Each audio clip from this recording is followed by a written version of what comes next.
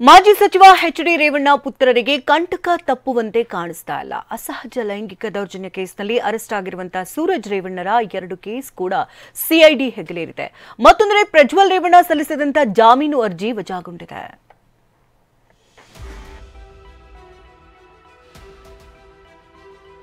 ಸೂರಜ್ಗೆ ಮತ್ತೊಂದು ಸಂಕಷ್ಟ, ಸಿಐಡಿಗೆ ಪ್ರಕರಣ ವರ್ಗಾವಣೆ. ಇಬ್ಬರು ಸಂತ್ರಸ್ತರು, ಒಬ್ಬ ಆರೋಪಿ, 2 ಎಫ್ಐಆರ್.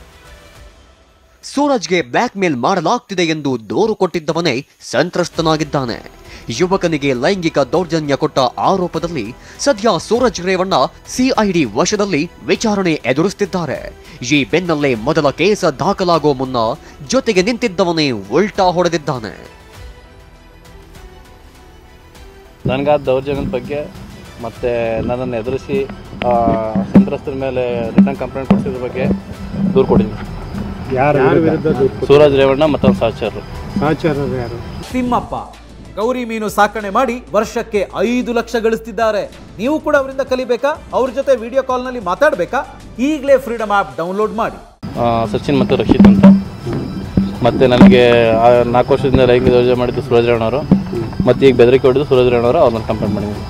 ಹೌದು, ಸೂರಜ್ಗೆ ಆಪ್ತನಾಗಿದ್ದ ಈತ ತಾನು ಸಂತ್ರಸ್ತ ಅನ್ನೋ ದೂರು ಕೊಟ್ಟಿದ್ದಾನೆ. ಹೊಳೆನರಸೀಪುರ ಠಾಣೆಯಲ್ಲಿ ಪ್ರಕರಣ ದಾಖಲಾಗಿದ್ದು ಈ ಕೇಸ್ ಕೂಡ ಸಿಐಡಿಗೆ ಹಸ್ತಾಂತರವಾಗಿದೆ. ಅಷ್ಟಕ್ಕೂ ಏನಿದು ಕೇಸ್, ಆಪ್ತನೆ ಕೊಟ್ಟಿರುವ ದೂರಲ್ಲಿ ಏನಿದೆ ಅಂತ ತೋರಿಸ್ತೀವಿ ನೋಡಿ. ಸೂರಜ್ ರೇವಣ್ಣ ವಿರುದ್ಧ ಮತ್ತೊಂದು ಅಸಹಜ ಲೈಂಗಿಕ ದೌರ್ಜನ್ಯ ಆರೋಪದಲ್ಲಿ ಸೂರಜ್ ರೇವಣ್ಣ ಬ್ರಿಗೇಡ್ನ ಖಜಾಂಚಿಯಿಂದಲೇ ಪೊಲೀಸ್ ಠಾಣೆಗೆ ದೂರು ನೀಡಲಾಗಿದೆ. ಹೊಳೆನರಸೀಪುರ ಗ್ರಾಮಾಂತರ ಠಾಣೆಯಲ್ಲಿ ಸೂರಜ್ ವಿರುದ್ಧ ಎಫ್ಐಆರ್ ದಾಖಲಾಗಿದ್ದು 4 ವರ್ಷಗಳ ಹಿಂದೆ ಕೊರೋನಾ ಸಮಯದಲ್ಲಿ ದೌರ್ಜನ್ಯ ಆರೋಪ ಮಾಡಲಾಗಿದೆ. ಗನ್ನಿಕಡದ ತೋಟದ ಮನೆಯಲ್ಲಿ ದೌರ್ಜನ್ಯ ನಡೆದಿದೆ ಅಂತ ಆರೋಪ ಮಾಡಿ 11 ಪುಟಗಳ ದೂರು ನೀಡಿದ್ದಾನೆ. ಸೂರಜ್ ರೇವಣ್ಣ ಅವರು ನನ್ನ ಬೆದರಿಸಿ ಸಂತ್ರಸ್ತನ ಮನವೊಲಿಸುವಂತೆ ಹೇಳಿದ್ರು. ಜೀವ ಬೆದರಿಕೆ ಹಾಕಿ ನನ್ನಿಂದಲೇ ಬಲವಂತವಾಗಿ ಸಂತ್ರಸ್ತನ ವಿರುದ್ಧ ದೂರು ಕೊಡಿಸಿದ್ರು ಅಂತ ದೂರಲ್ಲಿ ಆರೋಪಿಸಿದ್ದಾನೆ. ಇನ್ನು ಹಾಸನದ ನಗರಸಭೆ ಸದಸ್ಯರ ಹೆಸರನ್ನ ಕೂಡ ಸಂತ್ರಸ್ತ ದೂರಲ್ಲಿ ಉಲ್ಲೇಖಿಸಿದ್ದಾನೆ. ಲೈಂಗಿಕ ದೌರ್ಜನ್ಯ ಪ್ರಕರಣ ಆರೋಪ ಎದುರಿಸುತ್ತಿರುವ ಸೂರಜ್ನನ್ನ ಇವತ್ತು ಬೋರಿಂಗ್ ಆಸ್ಪತ್ರೆಗೆ ಕರೆದೊಯ್ದು ವೈದ್ಯಕೀಯ ಪರೀಕ್ಷೆ ನಡೆಸಲಾಯಿತು.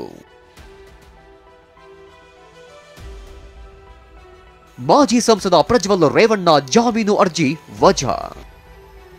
ಇನ್ನು ಅತ್ಯಾಚಾರ ಮತ್ತು ಲೈಂಗಿಕ ದೌರ್ಜನ್ಯ ಆರೋಪದಲ್ಲಿ ಜೈಲು ಪಾಲಾಗಿರುವ ಪ್ರಜ್ವಲ್ ಜಾಮೀನು ಕೋರಿ ಅರ್ಜಿ ಸಲ್ಲಿಸಿದ್ರು.